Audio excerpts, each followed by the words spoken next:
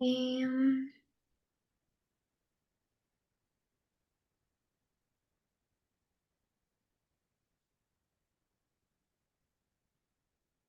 bueno, buenos días a todos, todas y todes. El día de hoy nos estará acompañando Salomé Quirós de Conselva.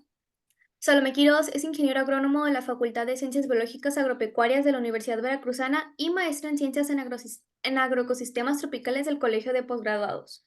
Actualmente es coordinador de sustentabilidad agropecuaria de Conselva, Costas y Comunidades AC, y es el encargado de la línea de acción en ganadería regenerativa sur de Sinaloa. Dentro de sus actividades destacan la coordinación del programa de ganadería regenerativa en el marco del proyecto Conectividad y Cuencas del Fondo de Cambio Climático Semarnat. La condición, la coordinación del proyecto de ganadería sustentable y resiliente a través del modelo de escuela viva para el ganadero, en el marco del proyecto Gestión Integral del Agua de la Fundación Gonzalo Río Arronte, y la coordinación de proyectos en ganadería de libre pastoreo con pequeños productores en comunidades rurales del sur de Sinaloa, en el marco del esquema de pago por servicios ambientales de la CONAFOR. Entonces, sin más que decir, le cedo la voz a Salomé.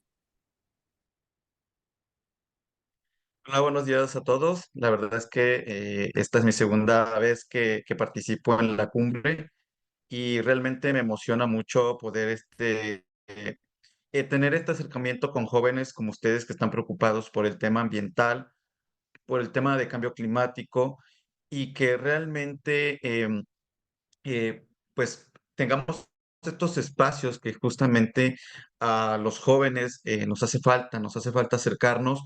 Sabemos que desde la casa estamos preocupados justamente por todo lo que está pasando con el tema de la sequía, con el tema del cambio climático, contaminación, etcétera y etcétera, pero muchas veces no tenemos la oportunidad o los espacios adecuados para poder plantarnos las ideas, nuestras dudas y conocer muchas formas de las cuales se están llevando a cabo para poder justamente reducir esta vulnerabilidad ante el cambio y a las condiciones actuales cambiantes del clima. Entonces, a mí me parece y me da mucho gusto poder estar nuevamente con ustedes en esta presentación y espero que al final de la charla haya las dudas suficientes para que las podamos contestar y retroalimentar y las que no nos quedemos con justamente investigar, ¿no? Y bueno, el día de hoy el tema que les voy a platicar es agua y suelo para una ganadería y una agricultura sustentable. Y bueno, em, antes que nada también quiero comentarles que en diferentes espacios cuando hablamos de agua, de suelo o de actividades productivas siempre pensamos en las buenas prácticas. Hoy van a conocer una nueva forma de ver el tema productivo y los problemas realmente asociados a medio ambiente desde otras perspectivas. Y para eso, pues voy a iniciar con presentándonos como organización quiénes somos. Conselva Costas y Comunidades es una organización de la sociedad civil sin fines de lucro que ya tiene prácticamente 16 años trabajando en el estado de Sinaloa. Nosotros nos estamos ubicados en el sur, principalmente en Mazatlán, y trabajamos con diferentes acciones o varios programas que van asociados justamente a temas ambientales, pero también líneas de trabajo en donde involucramos mucho a la gente, a los jóvenes. Nos interesa mucho el relevo generacional y obviamente estos espacios son el medio más oportuno para hacerlo. Somos una organización que trabajamos con el objetivo de reducir la vulnerabilidad eh, en cuanto a la capacidad y disponibilidad del agua. Nos preocupa mucho el tema de la conservación asociada a los servicios hidrológicos, como es el tema del agua. Entonces, actualmente padecemos una sequía impresionante en Sinaloa y hoy se van a dar cuenta de por qué estamos viviendo esta situación. Y arrancando con el tema, pues el estado de Sinaloa es conocido a nivel nacional justamente por ser el estado que cuenta con grandes recursos naturales, desde bosques, selvas, pero sobre todo sus ríos. Sus ríos representan una fuente importante en la disponibilidad del agua, pero desafortunadamente esta capacidad de los 11 ríos, realmente, a pesar de ello, somos muy conscientes de que la disponibilidad del agua para el estado es baja. Y esto se debe justamente a los efectos de cambio climático, que cada vez más vamos a ver sequías más extremas. Ustedes saben que el tema de cambio climático no está asociado a muchos factores, pero como podemos ver en este mapa, las proyecciones que se tienen para el estado de Sinaloa no son tan favorables. Y esto se debe a que próximamente, y estamos viviendo prácticamente, sequías desde severas a sequías extremas, ¿sí? Y esto es justamente lo que nos está diciendo la Comisión Nacional del Agua, de que debemos estar conscientes de lo que está pasando con el cambio climático. Pero ahora entendamos por qué está pasando esto. Y bueno, pues Sinaloa generalmente los efectos de cambio climático lo que están generando es que cada vez más va a haber un incremento en la temperatura y las proyecciones, de acuerdo con la Semarnat, es que incluso van a llegar a ser aumentos de 1,8 grados centígrados y eso tiene como efecto principal una baja precipitación. Eso, eh, las proyecciones nos arrojan que habrá hasta menos del 25% de la precipitación en el norte del estado y menos 10% en el sur de Sinaloa. Entonces, justamente, no sé si ustedes han escuchado, pero actualmente, cada vez que hablamos del tema agua, todos dicen,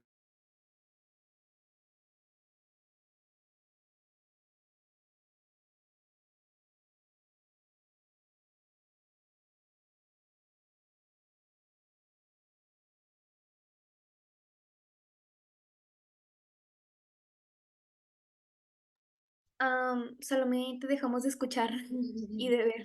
Como que se le cortó, el, Mm, le falló el internet. A ver, en un momento.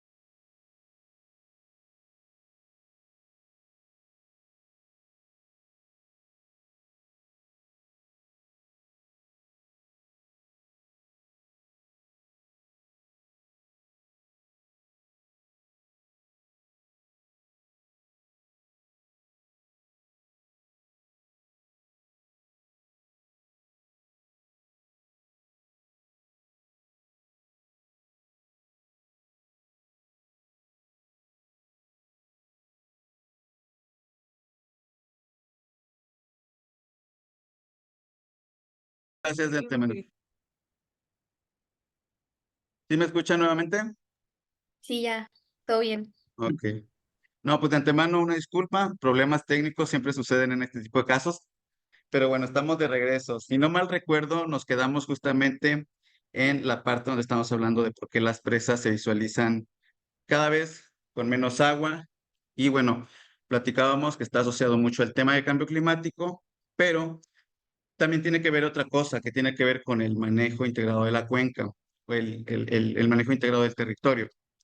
Y generalmente cuando hablábamos de soluciones al tema de la sequía o de la baja disponibilidad del agua, pues siempre las autoridades pensamos o en general pensamos en soluciones que tienen que ver con infraestructura. A eso nosotros le llamamos infraestructura gris, pues que tiene que ver todo con el tema de conexiones con redes hidráulicas, concreto, presas, distritos de riego, módulos de riego, unidades de riego, que todos están asociados con el tema de la infraestructura gris. A eso, este concepto me gustaría que se lo lleven mucho en la mente porque vamos a estar hablando de infraestructura verde y de infraestructura gris. Entonces, nosotros definimos infraestructura gris a toda la red eh, hecha a base de tubos, de concretos con la que se puede almacenar o distribuir el agua. Entonces, generalmente siempre la solución es extraer más agua a través de este tipo de infraestructura. Desafortunadamente, Cuando hablamos de las presas como infraestructura gris, pues nos queda claro que las presas no son quienes producen el agua, sino realmente solo son estructuras que almacenan el agua. Es decir, el agua no la producen las presas, el agua la producen las cuencas. Y aquí, bueno, no sé si ustedes han escuchado el término o el concepto de cuencas hidrológicas, pero es algo nuevo que quizás vayan a escuchar, o si ya lo han escuchado, vayan haciendo sus anotaciones, pero las cuencas las definimos como un espacio geográfico definido por el mismo territorio. Esto incluye montañas, ríos, comunidades, y es un territorio hidrológico definido por la naturaleza, que es la que capta el agua y realmente va focalizado hacia un punto de salida, que son los ríos. ¿Sí? Por eso, Conselva desde hace 16 años está impulsando el manejo integrado de las cuencas hidrológicas, sobre todo de los ríos Presidio y Baluarte, que son las cuencas que abastecen el agua a la ciudad de Mazatlán. Y justamente hablando de Mazatlán, se preguntarán, bueno, ¿por qué les interesó mucho este tipo de cuencas o por qué se han focalizado en ellas? Y tiene que ver con toda la estructura o la infraestructura que se está desarrollando en Mazatlán, en la ciudad de Mazatlán y el sur de Sinaloa. La carretera Durango-Mazatlán ha traído un auge importante de movilidad, tanto turística como también de infraestructura. Esta carretera, pues obviamente, es una de los proyectos que ha traído muchos beneficios económicos a Mazatlán, pero al traer varios beneficios económicos, también con ellos se desarrollan otros problemas que tienen que ver con la disponibilidad del agua para el consumo humano, sobre todo pensando en este gran turismo que está llegando, el desarrollo inmobiliario, pero también hay otros proyectos que se están desarrollando como son los distritos de riego, que ahí lo podemos ver claramente en el mapa como los distritos de riego para cultivos agrícolas y agropecuarios, pues también están pensando en el agua que tenemos a través de esta infraestructura gris, que es la presa Picachos, y actualmente la presa Santa María, que se está concluyendo la construcción. Entonces realmente hay un problema, bueno, hay un auge económico que posiblemente y las proyecciones es que va a traer mayores demandas de agua que si no hacemos un manejo integrado de cuencas, obviamente vamos a tener problemas. Y aquí es importante que podamos tener claro que es una cuenca hidrológica. Y bueno, quizás todos nosotros en la escuela, en la primaria, en la secundaria nos hablaban del proceso del ciclo del agua, el ciclo corto del agua, que tiene que ver con la evaporación, la formación de nubes, la precipitación, evapotranspiración y los escurrimientos. Estos procesos se dan dentro de las cuencas hidrológicas. Entonces, estas temperaturas hacen que el agua del mar se evapore y el viento se lleve las nubes a las cuencas altas, allá la precipitación, y ahí se formen los primeros ríos que nosotros denominamos escurrimiento superficial. Pero este ciclo corto del agua no sería posible si realmente no contáramos con la infraestructura verde. Aquí entra el otro concepto que les comentaba inicialmente. ¿Qué es la infraestructura verde? Bueno, la infraestructura verde es toda la masa vegetal, forestal con la que cuentan las cuencas, pero que en ella convergen dos componentes o dos recursos naturales importantes. Es el suelo. Y obviamente el suelo es el mejor filtro natural que puede tener una cuenca para poder almacenar el agua.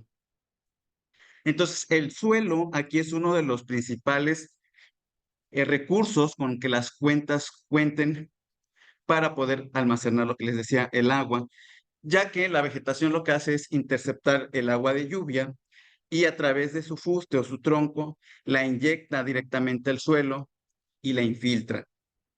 La estructura del suelo, que ya sabemos muchos es porosa y que almacena las grandes cantidades de agua, se convierten en el mejor elemento natural para la recarga. A eso nosotros le llamamos a veces recarga de los acuíferos o los manantiales, ¿sí? Entonces, ¿qué pasa? El suelo se convierte en uno de los recursos indispensables para el almacenamiento de agua. Pero ¿qué pasa cuando esa infraestructura verde no está presente en nuestras cuencas, es decir, la deforestación, la quema, y todo eso hace que la vegetación desaparezca. Y lo que pasa es que entonces el suelo se convierte en un suelo frágil. Y como vemos aquí en la imagen, pues obviamente cuando no hay vegetación, la lluvia cae directamente al suelo desnudo y esto genera que el suelo que está desnudo se libere o se desprenda de su estructura natural y se convierte en sedimentos, ¿sí? Cuando hablamos de erosión o de degradación, hablamos de que el suelo se pierde por erosión hídrica.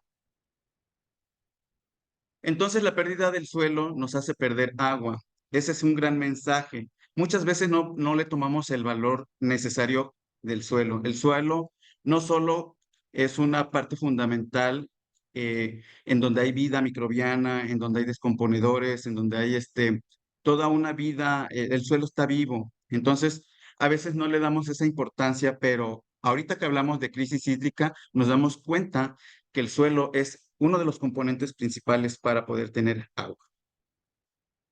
Entonces, el suelo de las cuencas almacena un gran volumen de agua, ¿sí? A veces el agua que tomamos en un café o el agua que tomamos en un refresco, el agua que tomamos al diario, realmente viene del suelo, ¿sí? Todos han hablado de que se hacen extracción de agua del subsuelo. Entonces, es porque el suelo es el mejor recurso para almacenar el agua, ¿no? Y eso se hace gracias a la vegetación. Entonces, el suelo de las cuencas que almacenan ese gran valor de agua, pues nos damos cuenta que, de acuerdo a los estudios que hemos realizado, por ejemplo, en nuestra cuenca Presidio, esa cuenca tiene capacidad para almacenar 7 presas Picachos, por ejemplo. O para nuestra cuenca Baluarte, tenemos contabilizado que hasta 5,1 presas Picachos puede almacenar el suelo de nuestra cuenca. Entonces, aquí es algo importante que quiero que lo tomen en cuenta, es que entre más conservados estén nuestros bosques y selvas, pero que sobre todo tengamos suelo de calidad, eso va a generar que a largo plazo tengamos más agua de calidad. Y a todos estos componentes, suelo, vegetación, ecosistemas, lo llamamos infraestructura verde, ¿sí? A diferencia de la infraestructura gris, que son las presas, las redes, los tubos, la infraestructura natural es la selva. Esa es la infraestructura verde. Desafortunadamente, la captación de agua de nuestras cuencas cada vez se está reduciendo y como lo mencionábamos inicialmente, esto se debe a que sí hay un proceso de efecto de cambio climático, pero también hay otras cosas que están afectando. Y aquí es en donde entran cómo estamos manejando nuestras cuencas y nuestros recursos naturales. La deforestación cada vez más es visible en las cuencas altas y medias, es decir, la cobertura boscosa, que es nuestra infraestructura que inyecta el agua al suelo, pues desafortunadamente se está perdiendo por la deforestación para el establecimiento de cultivos, para el establecimiento de praderas y que muchas veces es una de las principales causas. Por otra parte, hay agricultura itinerante con prácticas de roza, tumba, quema, que desnudan el suelo y lo transforman en vegetación secundaria. Y obviamente aquí hay un proceso de degradación. Aquí cuando cae la lluvia no hay ese proceso natural de infiltración porque ya no están las raíces de los árboles para inyectar el agua al subsuelo. Y obviamente el suelo que es fértil para almacenar el agua se pierde con las lluvias que se da por erosión hídrica.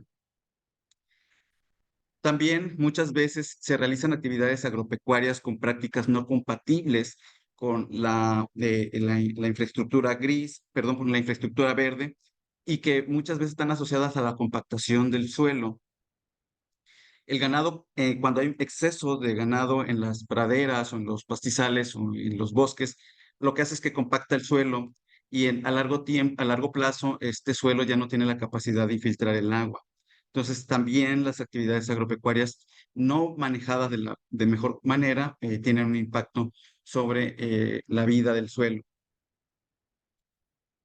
Y bueno, ¿qué es lo que ha estado haciendo Conselva a lo largo del tiempo? Pues a través de toda esta problemática que hablábamos de la vegetación, del suelo, de que cada vez más hay riesgos en el almacenamiento del agua, pues la estrategia más adecuada es el manejo integrado de cuencas y esto se hace en diferentes acciones. Es la restauración de la cuenca, conservar las áreas que están todavía de una manera natural, conservarlas a través de diferentes mecanismos y promover el uso adecuado de las prácticas agropecuarias, ¿sí? Agricultura y ganadería. Y esto se hace a través de un plan técnicamente sustentado y socialmente validado, ¿sí? Es decir, generamos conocimiento técnico para poder tomar las mejores decisiones de manejo sobre la cuenca.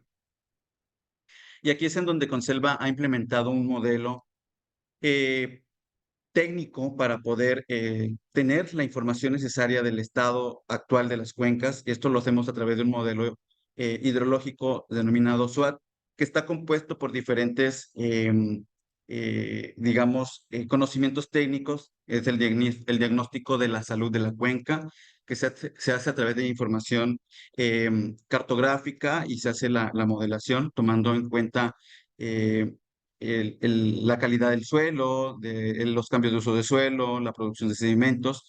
Y luego está la parte justamente de la caracterización de la aptitud adecuado de las subcuencas o nanocuencas, como denominemos, dependiendo del estudio.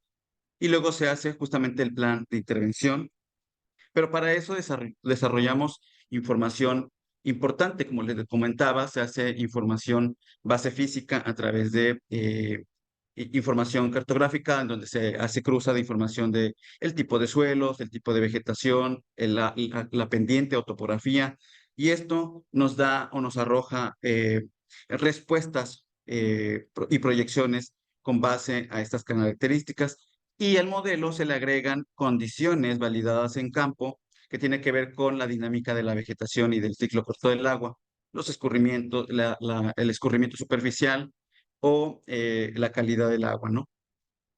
Y de la vegetación. Eso lo hacemos a través de indicadores hidrológicos, a través de un sistema automatizado denominado rueda de Coshington, y lo que hacemos es seleccionamos la cuenca a intervenir y luego le hacemos zoom a este modelo y definimos nanocuencas en donde podemos validar la información real en la producción del agua y de sedimentos y esto se agrega al modelo que les comentaba inicialmente. Y bueno, gracias a este modelo, pues obviamente hemos conocido realmente lo que ha estado pasando con las diferentes actividades de manejo que se realizan, sobre todo, por ejemplo, en temas de ganadería, el modelo nos ha arrojado que hasta 3,60 toneladas eh, por año, por hectárea, se pierden justamente por el tema de un mal manejo en la ganadería extensiva. Por ejemplo, la agricultura itinerante, en donde se realizan prácticas de roza tumba quema hasta 4,80 toneladas de hectáreas por año. Y en parcelas en donde realmente no hay un manejo agropecuario o ganadero, se pierde hasta 2,66 toneladas de suelo. Imagínense todo este suelo cuando es arrastrado por los ríos y los ríos llegan a las presas, pues obviamente asolvan a la presa y eso también le quita vida útil y de almacenamiento a las presas. Por eso es importante tener este tipo de información. Como les comentaba también en el modelo que desarrollamos del manejo integrado de la cuenca, también estudiamos la importancia de la vegetación en este ciclo corto del agua que les comentaba. Y aquí es en donde realmente nos interesa ver cuál es, independientemente de la cantidad de precipitación que cae sobre la cuenca, cuál es el porcentaje que interceptan los árboles y esta, cuál es la que realmente es inyectada al subsuelo. Y a eso nosotros le llamamos lluvia efectiva. Sí, aquí esto quizás es nuevo para ustedes visto desde esta manera, pero lo que hace la vegetación es que cuando cae la lluvia, cae sobre las copas de los árboles y una de esta cantidad de agua se pierde o cae al suelo por un proceso que le llamamos traslocación. Pero la gran cantidad la gran cantidad o mayor cantidad de agua es interceptada por la copa y llevada hacia el fuste, y eso nosotros le denominamos escorrentía cortical, ¿sí? Y esta, a su vez, es inyectada al acuífero. Y bueno, gracias a estas metodologías llevadas a campo, podemos conocer que la vegetación realmente es uno de los componentes importantes para la inyección del agua o de la intercepción del agua al subsuelo. Y por ejemplo, hemos hecho este proceso llamado escorrentia cortical, en donde, por ejemplo, sabemos que un guanacaste, quizás algunos de ustedes lo conozcan, puede incluso interceptar 599 litros en un evento, por ejemplo, de 286 milímetros acumulados, ¿no? O, por ejemplo, el tepemezquite, que es un árbol también importante de la selva, puede incluso interceptar 240 litros. Y el haba, que es otra especie forestal abundante de la selva baja caducifolia, puede incluso interceptar 209 litros de agua. Entonces, si regresamos a la presentación anterior, en donde la vegetación es un punto importante para la intercepción del agua y la inyección del agua al subsuelo, esto es importante tenerlo en cuenta a la hora de cuando reforestamos. Muchas veces hacemos muchos procesos de reforestación, pero no sabemos información de este tipo. Entonces, cuando reforestamos es importante tomar en cuenta que la vegetación va a ser importante en la captación del agua. Y bueno, gracias a este modelo hidrológico podemos también definir y con base a las características de la vegetación y del estado actual del uso de suelo, pues podemos determinar en dónde realmente la cuenca tiene capacidad o las diferentes capacidades de almacenamiento o de producción de agua.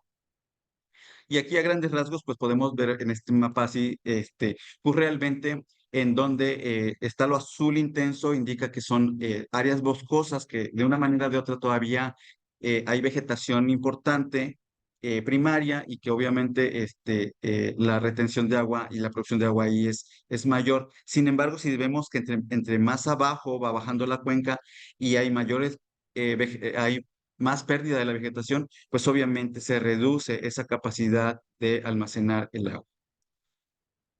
Y también otro enfoque que podemos darle a esta información es a través de nanocuencas, que es todavía otro zoom más al modelo, en donde podemos en una cuenca de dividirlas en varias regiones hidrológicas y nos puede arrojar información de cómo ahí se está haciendo la producción de agua de manera natural. Entonces, con esta información técnica nos damos cuenta que la medida más barata para poder almacenar agua y tener y eficientemente hacerlo es mantener nuestra cobertura vegetal, conservar nuestra infraestructura gris y restaurar justamente en esta parte. Entonces, a grandes rasgos, pues actualmente este es nuestro modelo ideal. Sin embargo, actualmente este es lo que está sucediendo. Realmente la cuenca está reduciendo su capacidad de almacenamiento por la erosión y degradación de suelo en estas prácticas que se realizan. Y 31 toneladas por hectárea al año se pierden en producción máxima de sus sedimentos. Cada vez que llueve y ustedes ven un río que corre todo chocolatoso, de que es puro sedimento, es suelo que se perdió de algún punto y va a dar a las presas y va a dar también muchas veces al mar. Pero cuando llega a las presas lo que hace es que las asolva y eso hace que se pierda la vida útil de una presa. El modelo también nos ha arrojado información importante de en dónde hay que intervenir. Los colores rojos nos indica que son sitios prioritarios o que hay un proceso de degradación importante. Lo amarillo es que hay una tasa alta de riesgo a la pérdida de la erosión y degradación del suelo. Y bueno, hay todavía algunas condiciones ahí de áreas conservadas, pero este es un modelo de donde nos dice el territorio que hay que intervenir. Y esta intervención tiene que ser a través de la restauración de la cuenca. Y ahí pues hacemos diferentes actividades desde la reforestación, obras de presas, obras de piedra acomodada, presas de gaviones, y se hace toda una estrategia eh, de restaurar justamente y evitar que la degradación se continúe en las cuencas. Es decir, lo que buscamos es minimizar la producción de sedimentos de la erosión en las cauces principales de los ríos y eso se hace a través de este tipo de acciones y de obras, ¿no? Y bueno, esta capacidad de producir agua en nuestras cuencas, como les decía, nos arrojan realmente los riesgos que pueden haber, las zonas de degradación y las zonas en donde todavía tenemos que restaurar.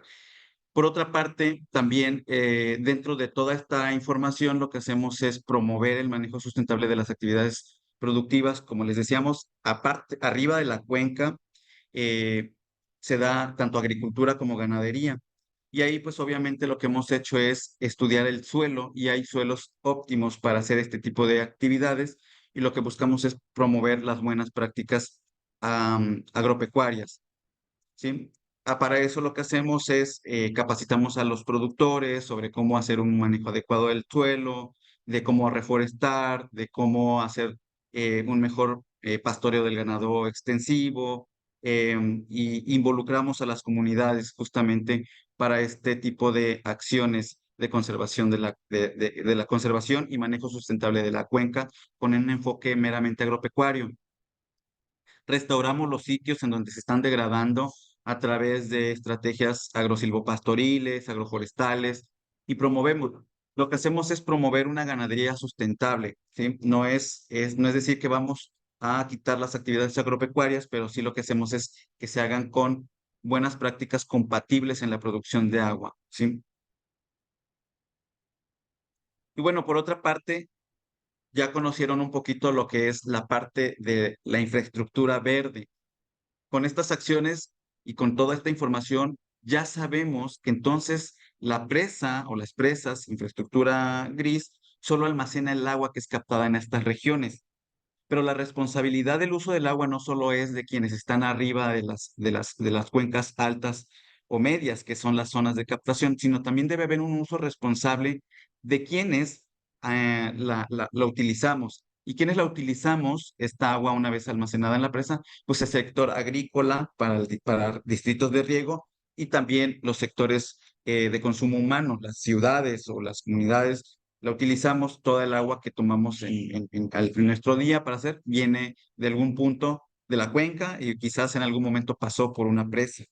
Entonces también está en nosotras la responsabilidad de hacer un manejo adecuado del agua. Y para eso también Conselva está actualmente trabajando con proyectos hacia una gestión integral del agua en distritos de riego, que es el mayor usuario del agua. ¿Y qué pasa una vez que ya se hace ya está el agua ahí? Pues obviamente lo que hacen es canalizarla a través eh, a través de esta red gris que les comentaba inicialmente para la producción de alimentos. Y esto se hace a través de los distritos de riego. Pero aquí el problema que sucede es que muchas veces se implementan prácticas no adecuadas, ¿sí? Prácticas de riego como el riego rodado, la contaminación por agroquímicos, el mal manejo de acolchados, de cintillas que contaminan justamente las zonas y las fuentes de agua natural. Y por eso es importante capacitar y fortalecer las capacidades operativas, administrativas y de uso eficiente del agua a los distritos de riego, que es quienes realmente tienen el mayor consumo de agua. Para eso, Conselva pues ha trabajado en conjunto con los distritos de riego hacia esa gestión integral que busca justamente mejorar la eficiencia de su uso. ¿Por qué? Porque a la naturaleza le cuesta mucho, a la naturaleza le cuesta mucho poder hacer todo este proceso de filtrar el agua, llevarla al suelo y que se conviertan en ríos para que lleguen a las presas y después de cuando ya está en campo, obviamente la tiramos. Ahí vemos todos los días a quienes lavan la banqueta con la llave abierta, quienes realmente lavan su carro con toda el agua ahí como si hubiera, y a la naturaleza todo eso le cuesta.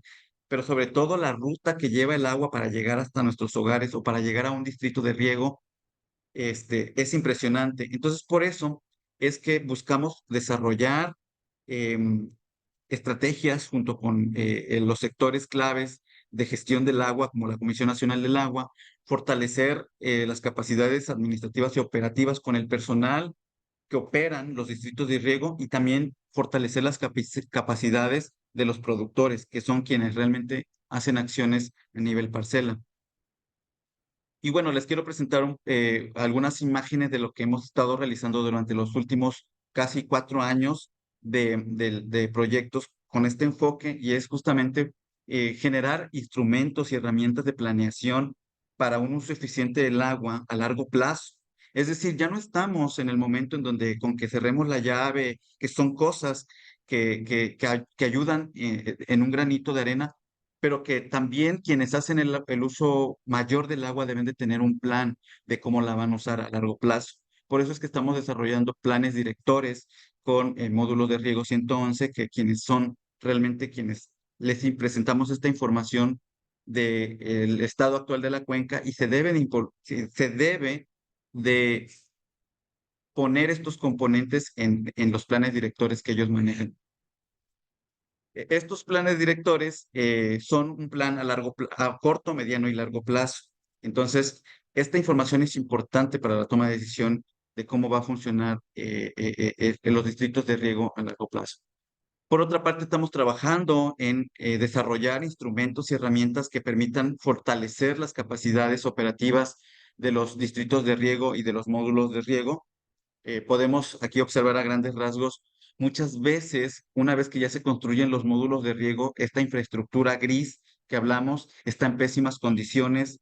Ahí hay pérdida de agua por la infiltración, por las malas construcciones, incluso por contaminación.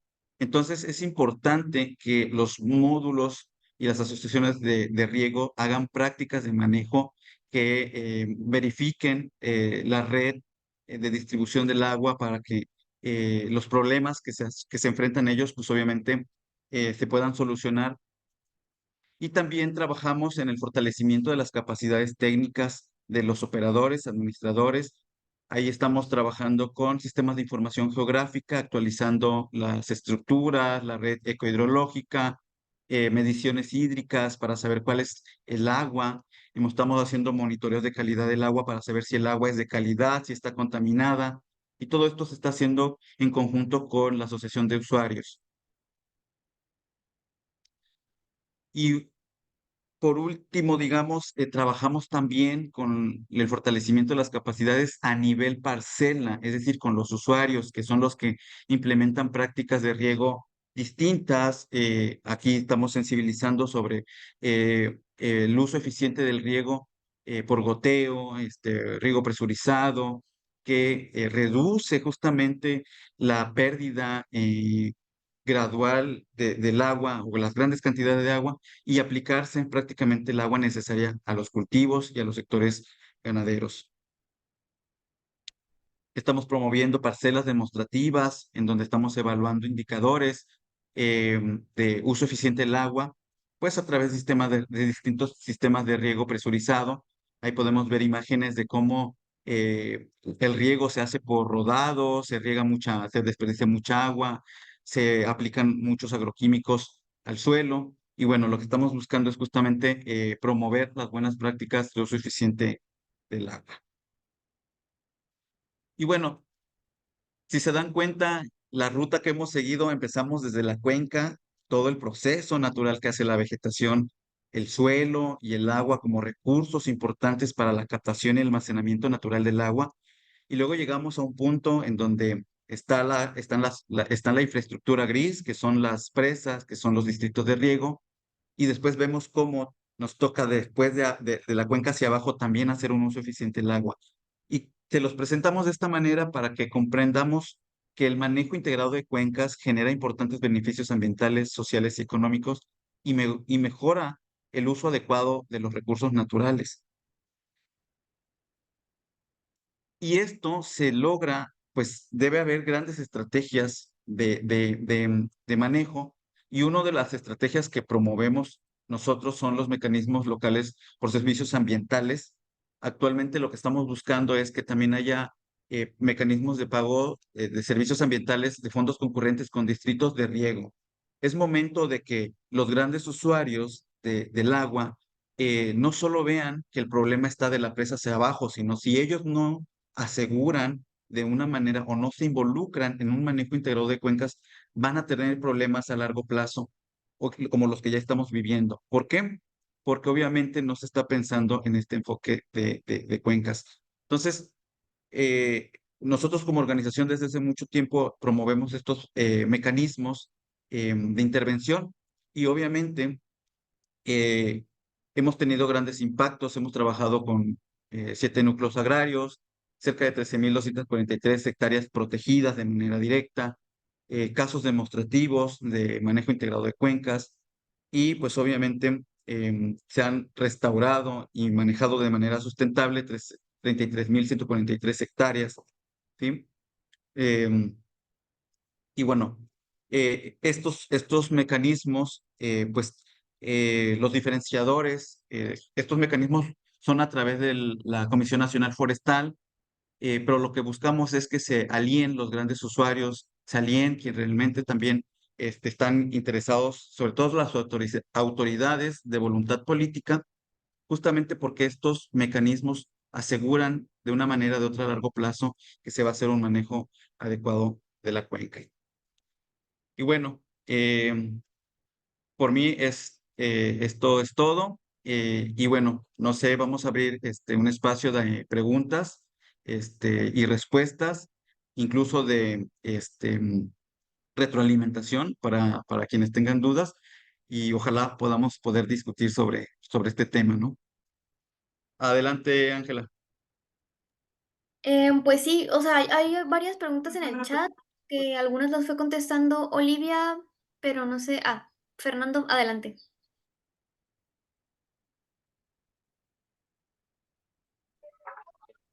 Buenos días. Sí dijeron mi nombre, ¿verdad? Ah, solamente pues decirles que es una plática muy interesante acerca de la situación hídrica que estamos viviendo pues actualmente en el estado. Una pregunta, ¿se tiene algún monitoreo de los ríos subterráneos o de las cuencas actualmente por parte de Conagua? Mira, realmente la Comisión Nacional del Agua tiene información que muchas veces no en la realidad, digamos, son otras situaciones. Es decir, la Comisión Nacional del Agua tiene puntos de registro en donde, estaciones en donde se tiene registrado cuánto se precipita, cuánta agua se está almacenando, el estado actual de las presas. Sin embargo, eh, realmente no hay una evaluación, digamos, exhaustiva sobre el tema de los acuíferos.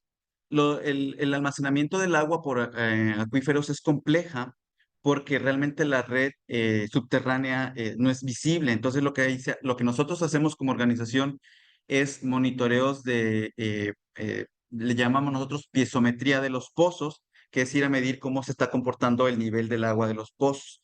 Desafortunadamente, los datos que hemos logrado tener no son tan alentadores. Cada vez más hay pozos que se secan. Eso ya es de manera visible, ya estamos hablando de una pérdida importante de que nos estamos chupando el agua del suelo. Entonces, no hay una información como tal, como les digo, a nivel ya validado en campo.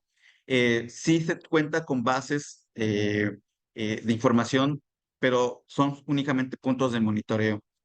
Aquí lo importante es tener un mapeo real de lo que está sucediendo con nuestros mantos freáticos, que sabemos que estamos succionando mucha agua, estamos demandando más agua del subsuelo. Sí, lo comento porque, por ejemplo, aquí en Culiacán, pues debido a la sequía en todas las comunidades aledañas, muchas veces me ha tocado ver que hacen pozos ilegales, pues para extracción de agua, son pozos que no están regulados y pues eso es un serio problema que representa, pues ahora sí que para el abastecimiento del agua. Acabas de decir, Fernando, algo súper cierto, y a eso es a lo que iba. Realmente, si Conagua tiene un pozo en donde hace un muestreo, alrededor de ese pozo hay otros 20 pozos, pero son ilegales. Entonces, a eso nos referimos cuando realmente la realidad es otra. Eh, Hay muchos pozos ilegales, realmente no están legalizados y ese es el problema. No tenemos un dato real de cuánta agua se está extrayendo del subsuelo porque no están registrados esos pozos. Entonces, mucha de la información que está en las plataformas en donde tenemos acceso, pues obviamente de una manera u otra tiene un poco no es tan real de lo que realmente está pasando en el territorio. Muchas gracias por su valiosa información. Sería todo. Disculpen, Olivia, me ¿quieres? gustaría complementar. Sí. Me presento, soy Olivia Guzón, soy coordinadora de comunicación de Conselva. Respecto a este tema, efectivamente, un problema es lo que comenta mi compañero en cuanto al padrón actualizado de pozos, y eso tiene que ver con agua subterránea. Eh, en términos de estudios a nivel de cuenca, bueno, Conselva ha realizado ya estudios en cuanto a captación de agua y erosión del suelo en las cuencas Presidio y Baluarte. Y a partir de estos estudios, como explicó Salomé, es que hemos estado operando las acciones de restauración y conservación, algo que llevamos ya 4 años proponiendo y que ya incluso hemos llegado a presentar al Congreso y que no ha progresado, es la creación de un fondo de seguridad hídrica para Sinaloa, en el cual proponemos que el primer paso es que se hagan este tipo de estudios de captación de agua y de erosión del suelo en las principales cuencas alrededor de las presas del estado, para poder tener acciones de restauración que sean realmente efectivas. Porque hablamos mucho de reforestar, por ejemplo, pero no se trata de reforestar todo. O sea, son cuestiones de acupuntura, o sea, es reforestar donde realmente se necesita, sabiendo cuáles son las áreas que captan más agua, las áreas que están más degradadas tal vez. Entonces, esto es algo que estamos proponiendo. Actualmente tenemos una serie periodística que se llama Emergencia Agua y la pueden encontrar en nuestro blog, en la página web, donde estamos manejando estos temas, eh, explicando el problema, pero también las soluciones, y presentando una agenda hídrica de 4 puntos, en la cual la última es este fondo de seguridad hídrica que requiere de estos estudios, porque hablamos de agua en términos de agua superficial, que es el agua de los ríos, y el agua subterránea, que es, como mencionas, el agua de los pozos. Entonces, a nivel pozos, efectivamente es responsabilidad de la Conagua y se debería hacer una actualización del padrón de pozos, porque efectivamente no hay un número real, pero tampoco tenemos datos reales de nuestra agua superficial, porque nuestros ríos cada vez captan menos agua y las proyecciones a través de las que se realiza la distribución del agua de las presas se hizo pensando en el agua que tenían los ríos cuando se construyó la presa, básicamente, ¿no? Entonces tampoco hay una actualización del agua superficial. Muchas gracias, Olivia. Delila, sigues tú y de ahí Andrés. Hola, buenos días. Muchas gracias, Salome, por la plática. La verdad es que mucha de la información siento que está ahí, pero no nos llega tan fácilmente, o sea, no llega como a la ciudadanía. Tengo una pregunta, pero también viene con comentario. Es, Aquí en Sinaloa, siempre que hay sequías, la solución como más viable para el gobierno, los agricultores y todo, es bombardear las nubes. Y generalmente siempre lo hacen cuando hay sequía. Yo he notado que cuando no se hacen los bombardeos, pues llueve constante, a veces llueve mucho, pero como normal, no sé. Y cuando suelen hacer este tipo de acciones, las lluvias son muy violentas. O sea, llueve muchísimo, sí se riegan los campos, se llenan las presas y todo eso, pero es cuando pasan muchas inundaciones que no son provocadas por huracanes. Entonces, la pregunta que creo que es más o menos obvia es de cuando hacen esto, ¿no es contraproducente al hacer que pues los sedimentos se arrastren con estas lluvias tan fuertes? Y si está como regularizado o supervisado como por alguna entidad que los bombardeos a las nubes pues sean de una manera, no sé, sustentable. Ok, sí, mira, sobre tu pregunta, sinceramente, no está comprobado. Realmente es un tema muy polémico actualmente sobre el bombardeo de las nubes, porque no está comprobado al 100% que eso funcione.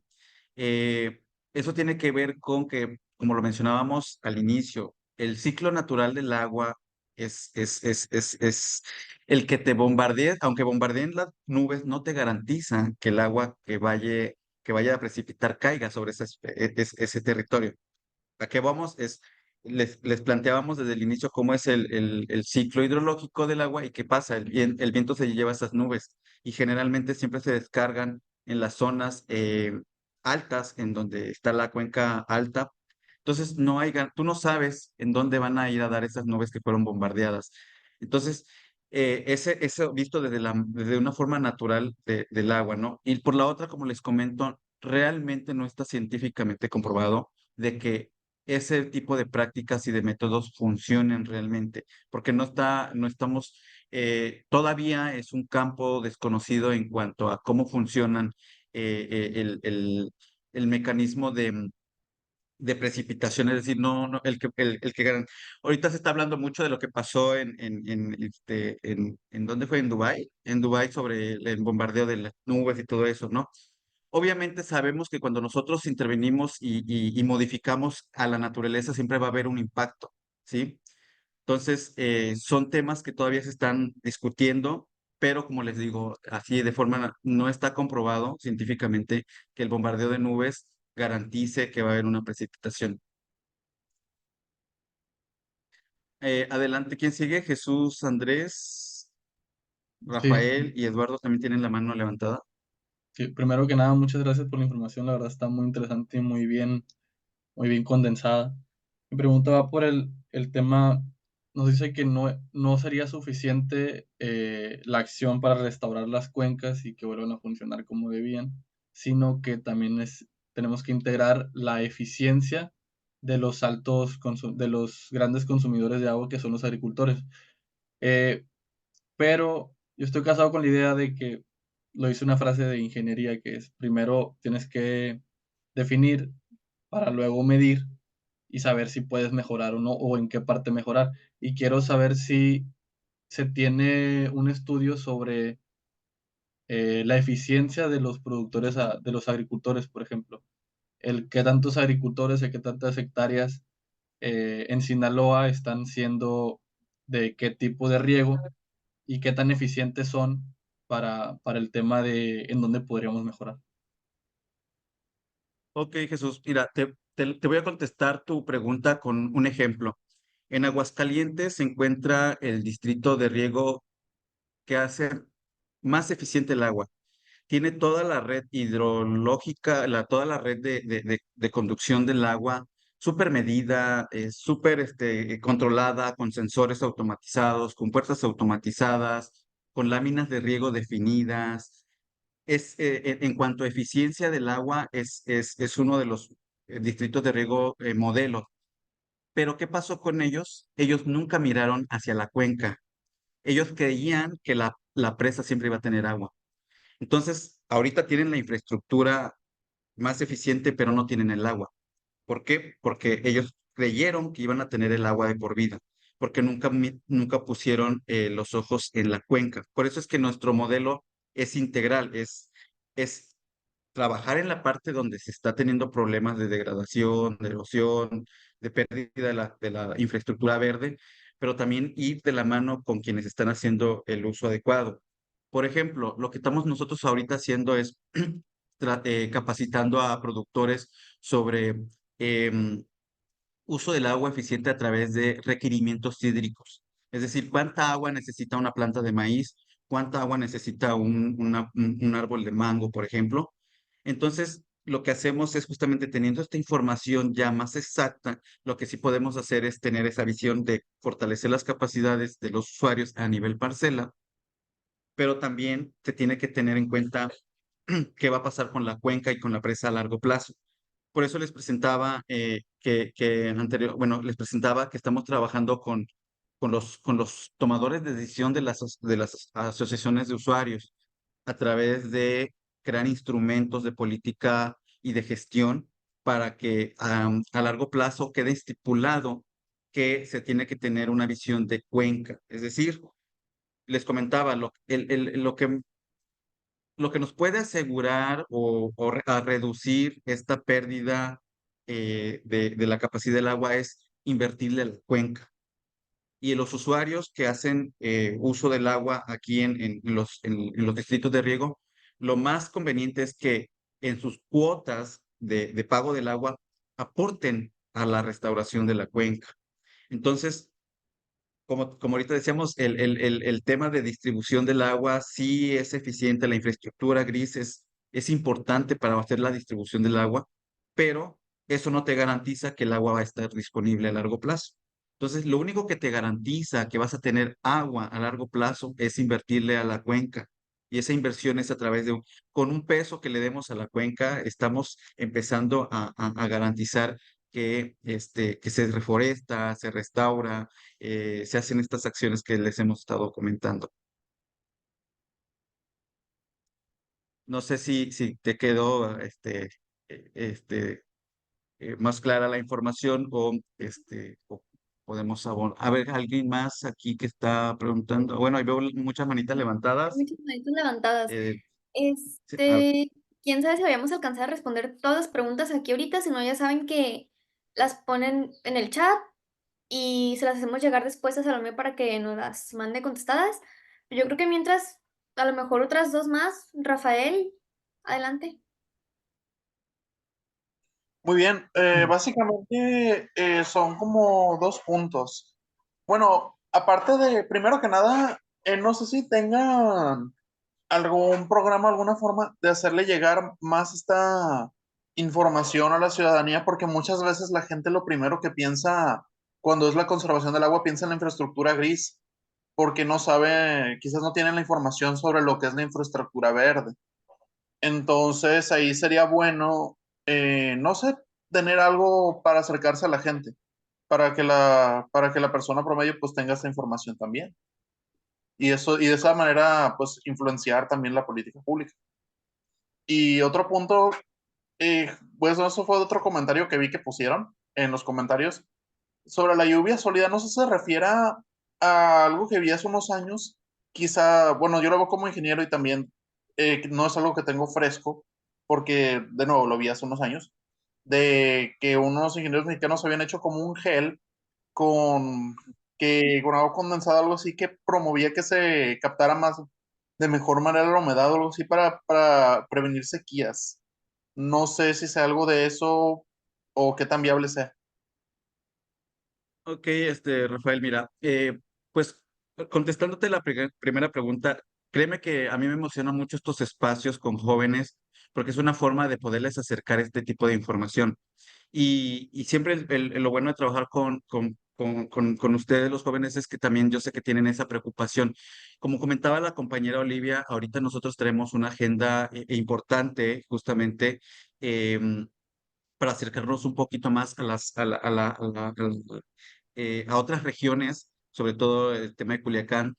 Los invitamos a que se sumen a las campañas de comunicación que nosotros traemos. Tenemos la campaña de comunicación para que el agua alcance, en donde ustedes pueden participar, pueden, digamos, pueden mandar información, pueden acceder a información, documentos que nosotros generamos, manuales con todo este tipo de información, mapas, y ustedes pueden tener acceso, tienen acceso justamente a este tipo de información, pero también es importante que se sumen a esta campaña, compartiendo con sus amigos, con las universidades, haciendo eventos incluso como estos espacios para poder acercar toda esta información, porque ahora sí, como organización, también tenemos limitada, digamos, el poder estar en todos los territorios, pero ustedes son uno de los principales aliados para poder difundir la información. Y bueno, este espacio es uno de estos ejemplos, ¿no? Entonces, yo sí los invito a que se sumen a esta campaña, la platiquen, se metan a nuestra página, a nuestras redes y ahí ustedes puedan ver todo lo que estamos haciendo como organización y con mucho gusto crear foros de discusión sobre este tipo de temas, ¿no? Entonces, esa por una parte. Y sobre lo que mencionabas de soluciones de este gel, es una alternativa. Es una alternativa que nosotros promovemos incluso con nuestros productores cuando establecemos sistemas de producción sustentables para cultivos de maíz, de forestales, restauración, incluso cuando reforestamos la cuenca, le aplicamos hidrogel a las plantas. Esto es, pues, una tecnología que lo que hace es asegurar un poquito más de humedad del suelo dirigida hacia la planta y pues esto sí ha estado validado y es una de las tecnologías que sí ayuda. De manera corta, es una acción que nos puede ayudar a corto plazo asegurar. Desafortunadamente, este tipo de productos pues, son caros y pues lo que estamos promoviendo es que haya algo mucho más barato, que es reforestar de manera natural y que nos va a garantizar que el agua va a estar disponible a mayor tiempo. Eh, no Ok, Pues sé, ¿alguien más que tenga otra pregunta? creo que solo Eduardo y ya Nancy, Ramón y Leticia, por favor, se pueden dejar su pregunta en el chat y se las hacemos llegar, por favor, por el tiempo.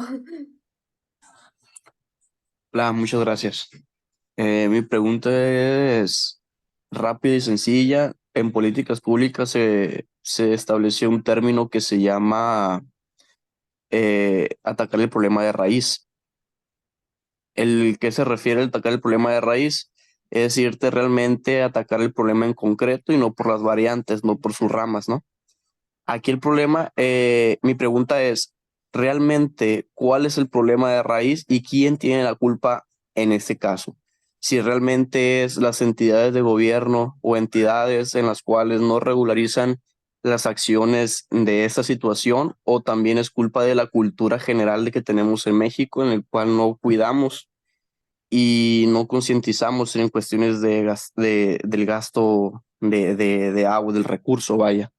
Y si es una culpa de ambos, ¿cómo podemos solucionarlo atacando el problema de raíz? Pues al final de cuentas, acciones que se utilizan en, lo que hablamos ahorita de la ingeniería del gel, viene siendo un problema, viene siendo una solución a un problema por las variantes, pues al final de cuentas no estamos atacando contundentemente el eje principal del problema, vaya. Ok, bueno, voy a tratar de contestarte porque lo que mencionabas que era algo sencillo, la verdad es que se convirtió en algo más complejo. De hecho, las políticas públicas es de las cosas más complejas en qué aspecto, ¿no? Se necesita de mucha voluntad política para poder atacar este fondo de raíz que decía, no, lo que les estamos presentando es información técnica validada con las comunidades, es información que ha sido validada en campo con conocimiento técnico, con soporte técnico, calibrado, incluso en el extranjero, nuestros modelos. Y bueno, ya se tiene la información y toda esta información, ¿cómo ayuda? Realmente lo que buscamos es que esta información ayude justamente a esas políticas públicas que decías, ¿no? Y aquí hay un proceso de sensibilización importante porque no es que todos tenemos una responsabilidad realmente. Todos como usuarios del agua tenemos una responsabilidad desde casa hasta quienes realmente toman decisiones. Entonces, cuando hablamos de las políticas públicas, lo que buscamos es articular. Hemos detectado que están desarticuladas las acciones o las estrategias para atacar el problema de raíz. Es decir, Comisión Nacional del Agua lo que hace es, bueno, yo le entrego el agua a las asociaciones de usuarios o a los usuarios o a los operadores, consumidores del agua, hasta ahí llega mi injerencia.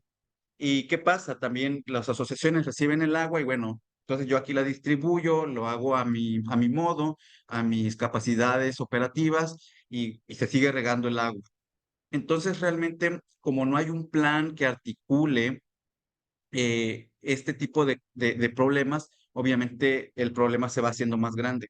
Entonces nosotros lo que buscamos es justamente sentarnos en las mesas, todos los involucrados en el tema del consumo del agua, para poder desarrollar planes. A eso les decíamos, por ejemplo, hace rato lo de un plan hídrico, un plan director, que son instrumentos que son llevados a política pública para poder ya aterrizar un plan concreto de qué hacer todos para poder hacer un manejo adecuado del agua. Entonces, realmente lo que buscamos es articular a quienes, pues a las empresas, a la academia, al gobierno, a las asociaciones civiles, las asociaciones de usuarios, todos estos actores claves que son tomadores de decisiones sobre qué hacemos con el agua, pero sobre todo qué hacer para asegurar la disponibilidad del agua a largo plazo.